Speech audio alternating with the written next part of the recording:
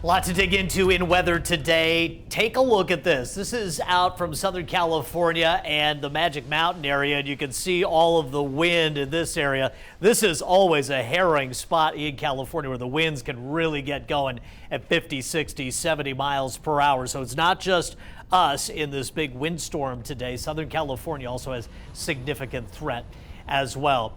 This is the Cuesta Peak camera from PGE, and just kind of taking a look at this area. Again, with how little rain we've seen, this was one of our concerns today, the fire weather conditions, especially the high country. This is Avila Beach. Pretty nice evening, all things considered. The upper low did produce a few clouds, even some sprinkles at high elevations around the area as it pushed through. I'll show you where it is right now. It's about 68 degrees in Avila. That is not bad. And in Santa Barbara, also 68 degrees. And you can see just a few clouds overhead. But look at the humidity. It's just 20%.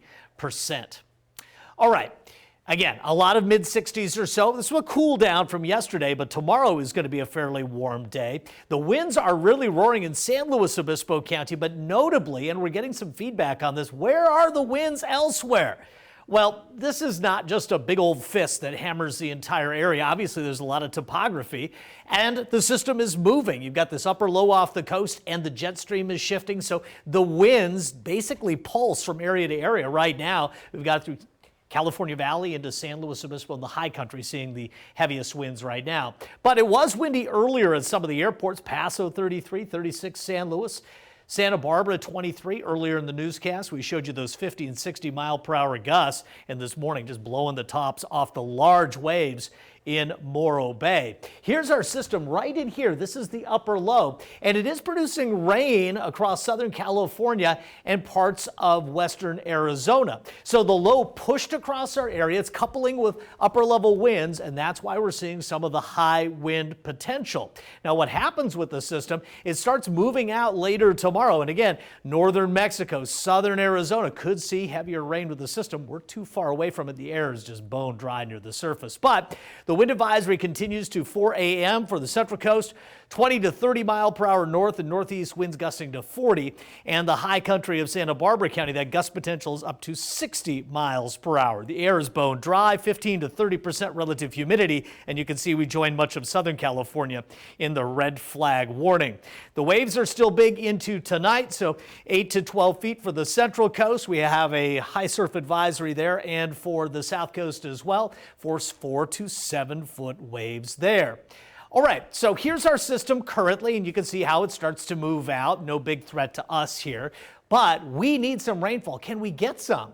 Well, here's Friday, a little system moving in. It doesn't look particularly strong, but a pretty decent snowmaker for the Sierra. Another little possibility on Sunday, but here you can see the system coming in later on Sunday for a few showers. Again, it's not a big one. But the midpoint of next week, this system looks rather robust. It looks to basically stall out in our area. So we could see up to an inch or more than an inch of rain if that pattern shift happens. We kind of badly need it to. Mid to upper 70s and low 80s tomorrow for the Central Coast, the South Coast, and even Paso Robles could see 72 degrees, even though we could freeze tonight with mostly clear skies after that system drops out of the area. But Morro Bay 76, 73, Cayuca 75 at Avila Beach. Again, it will be windy early, but then the winds calm down.